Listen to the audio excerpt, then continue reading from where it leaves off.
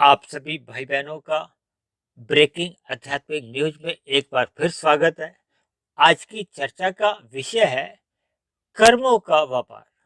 और साथ में हमने दो शब्द नीचे और लिखे हैं, लाभ और हानि। और लाभ को देखिए हमने सफेद रंग से इसलिए लिखा है ताकि हम इसकी ओर ध्यान दें। और हानि को हमने देखिए काले रंग से दिखाया है। काले रंग से जब भी हम कोई अक्षर लिखते हैं तो इसका अभिप्राय होता है कि उससे हमें बचना है। हालांकि इसमें कोई दो राय नहीं है कि देखिए कोई गरीब है या अमीर है, कोई पढ़ा लिखा है या अनपढ़ है। और मैं तो जहां तक समझता हूँ चाहे कोई बच्चा है, बूढ़ा है, जवान है, सभी लाभ हानि की परिभाषा अच्छी तरह जानते हैं। देखिए कभी कभी आपने देखा होगा ना कि कहीं कोई पंक्ति लगी हुई है, एक मनुष्य पंक्ति में खड़ा हुआ है, एक मनुष्य कोई तिगड़म लगाकर बिना पंक्ति से आगे पहुंच जाता है, तो वो अपने आप को तो बहुत चतुर समझता है। लेकिन कर्मों का जो एक व्यापार है, वो कर्मों के व्यापार में फिर वो धोखा खा जाता है। देखिए मैं आपको बहुत ही स्पष्ट शब्दों में शास्त्रों में जो कर्मों के सिद्धांत है उसी पर आधारित ही आज की चर्चा को आगे एक दिशा दूंगा, ताकि हम सभी भाई बहनों को अपने अपने मिले हुए जीवन में आपके हमारे कर्मों में सुधार आए। सुधार का अभिप्राय है कि हम सदा लाभ देखें और हानि से बचें।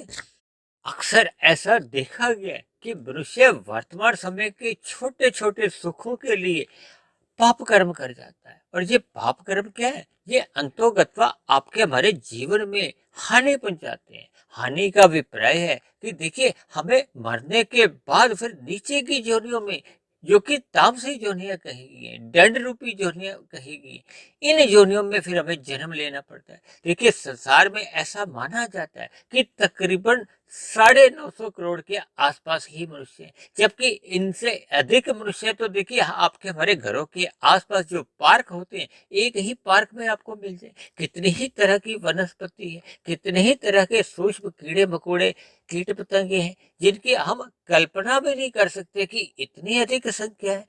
और ये सभी जीवनियां तो प्रत्यक्ष रूप से आपके हमारे देखिए देखने में आती हैं। और ऐसी कितनी ही एक सूक्ष्म जीवाणु है जो कि प्रत्यक्ष रूप से आपके हमारे देखने में ही नहीं आते।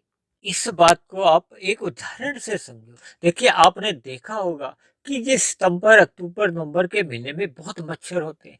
एक एक खंबे की लाइट के ऊपर ही कितने मच्छर होते हैं, और ऐसे कितने ही खंबे एक शहर में होते हैं।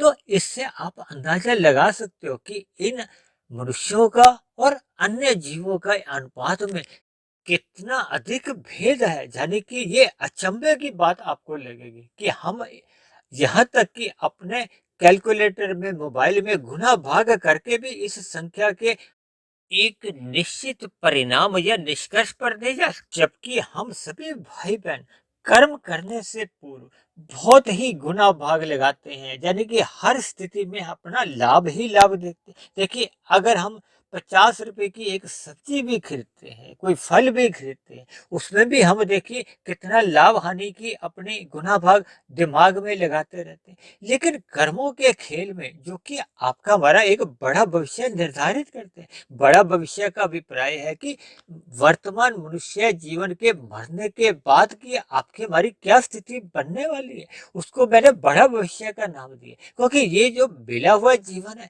इस भविष्य को ध्यान में रखते हुए हम जितने भी कर्म करते हैं, जितने भी अपराध भी कर जाते हैं, जितने भी पाप कर्म करते हैं, वो हम वर्तमान मिले हुए जीवन के भविष्य को ध्यान में रखते हुए ही करते हैं कि हमें मिले हुए जीवन में अधिक से अधिक सुख मिले। लेकिन इन सुखों की प्राप्ति के बदले में जब मनुष्य पाप कर्म कर जाता है और पाप कर्म करते करते उस संचित कर्मों का क्रमशः किस दिशा में जा रहा है, देखिए मनुष्य योनि उसी स्थिति में मिलती है जब मनुष्य की मरते समय संचित कर्मों में पाप और पुण्य कर्मों की तुल्यता होती है, यानी कि बराबरी होती है। जब पुण्य कर्मों की अधिकता होती है और यदि पाप कर्मों की अधिकता हो जाती है, तब ऐसी स्थिति बनने पे फिर नीचे की योनियों में क्रमशः जाना पड़ता है। देखिए नीचे की योनियों का कोई शास्त्रों में क्रम तो नहीं बताया गया, लेकिन मैं अपने विवेक शक्ति के आधार पर, प्रकृति के गुणों के आधार पर कुछ मैंने एक क्रम बनाया है। देखिए आरंभ में पेड़ पौधे के बाद की जो उन्नति होती है वो होती है रेंगने वाले जीवों की। जैसे कि आपने हमें देखा होगा ना, सब्जी में या फलों में उस छोटे छोटे जीव रेंगने वाले होते हैं जिनकी टांगे भी बहुत अधिक होती हैं।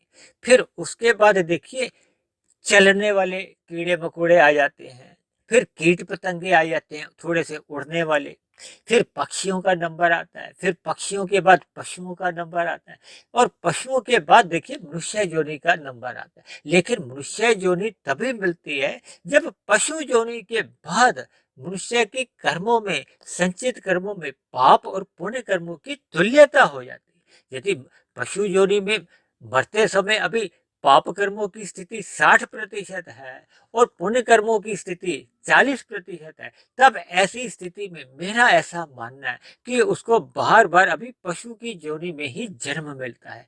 और जैसे ही पशु जोनि की एक ऐसी स्थिति बनती है कि उसके पाप कर्म घटते घटते वो पुण्य कर्म की बराबरी में आ जाते हैं, यानी कि 40% के बराबर घट घट के पाप कर्म आ जाते हैं, तब ऐसी स्थिति में देखिए पाप और पुण्य कर्मों की तुल्यता बढ़ जाती है, तो पुनः मनुष्य योनि की प्राप्ति हो जाती है। और आपको हमें तो देखिए मनुष्य जीवन मिला हुआ है, इसलिए हमें कर्मों के व्यापार में अपने लाभ हानि देखनी चाहिए। लाभ हानि क्या है? देखिए प्रकृति के 3 गुण है, तमोगुण, रजोगुण और सतोगुण।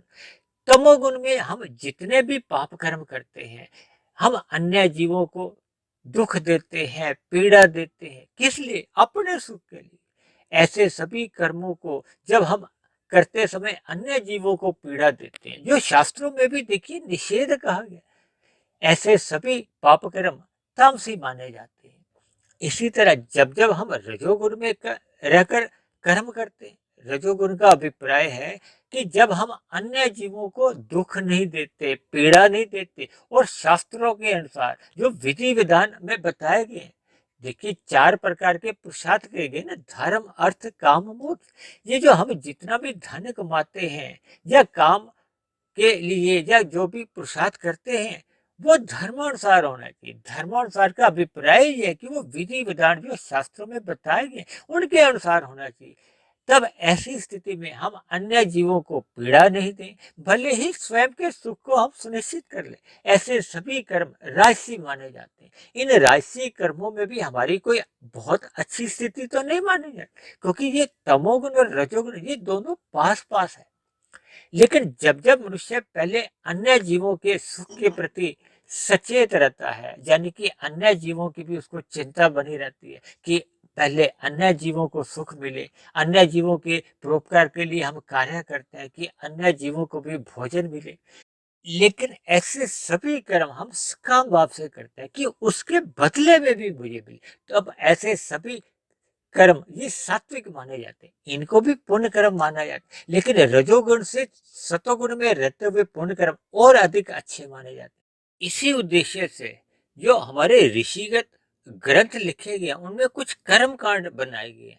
भले ही उन कर्म कांडों को मनुष्य लाभ से करता है, लोभ से करता है, भय से करता है, किसी भी उद्देश्य से करता है, तो ऐसे सात्विक कर्म होने से मनुष्य कम से कम पाप कर्मों से बचा रहता है। पाप कर्मों से बचना अपने आप में एक बहुत बड़ी उपलब्धि है, क्योंकि आरंभ में मनुष्य जब पाप कर्मों से बचता है तो पुण्य कर्मों में लगता है, फिर धीरे धीरे जैसे जैसे उसका ज्ञान बढ़ता है तो फिर वो निष्काम भाव से कर्म करने आरंभ करता है।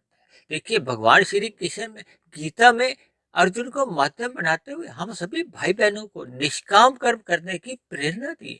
इसी में ही आपका हमारा एक लाभ छिपा है, क्योंकि इस भौतिक जगत में हम जितना अधिक बंधन में रहते हैं, ये अंतोगत्वा आपको में दुख ही देते हैं। भगवान श्री कृष्ण ने इस संसार को दुखालय का, जबकि दूसरी ओर परमात्मा एक अनंत स्वरूप सत्ता है। आनंद का अभिप्राय होता है परम सुख से, जहाँ दुख का लेश मात्र भी नहीं होता। इसलिए हमें अपने मिले हुए जीवन में कम से कम कर्मों की दिशा में तो केवल लाभ ही लाभ देखना चाहिए, यानी कि हमें सतोगुण का संग अधिक से अधिक करना चाहिए, ताकि आपके हमारे जीवन में ज्ञान रूपी प्रकाश बना रहे। ज्ञान में हमें बोध रहता है कि कौन से कर्म हमें करने हैं, कौन से कर्म हमें छोड़ने हैं, यानी कि बचना है। जैसे एक साधारण मनुष्य अपना काम धंधा करता है तो उसमें हमेशा लाभ पर ही अपनी नजर टिकाए रखता है। इसी तरह मनुष्य को देखिए अपने दिनचर्या में हर क्षण कर्मों का व्यापार करते समय भी सदा ही लाभ पे ही नजर टिकी होनी चाहिए। छोटे से छोटे कर्म को भी ज्ञान पूर्वक करना चाहिए। इन्हीं शब्दों के साथ आज की चर्चा विशेष को हम यही विश्राम देते हैं। यदि बनी हुई ये वीडियो आपको अच्छी लगी हो तो मेरी आप सभी भाई बहनों से विनती है कि इस बनी हुई वीडियो को आप अन्य भाई बहनों में शेयर करें। यदि आपको किसी प्रकार की कोई कमी लगी हो, शिकायत हो, तो नीचे दिए गए कमेंट्स बॉक्स पर जाकर आप अपना प्रश्न लिख सकते हो, शिकायत लिख सकते हो। तो इन्हीं शब्दों के साथ चर्चा को यहीं विश्राम देते हैं। कल फिर मिलते हैं एक नए विषय को लेकर, एक नए संदेश के साथ। तब तक आप सभी भाई बहनों का बहुत बहुत धन्यवाद।